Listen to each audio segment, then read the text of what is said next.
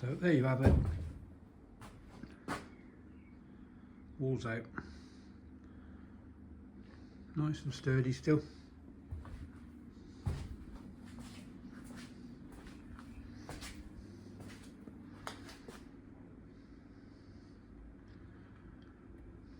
So we'll get the frame in now.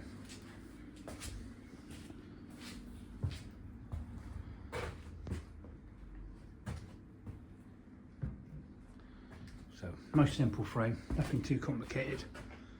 I'll do a piece along there that'll screw up into there, 2 legs, piece across there, a piece across there just for screwing the brackets into, and then that one screw into the leg, that one screw into the leg, and all good.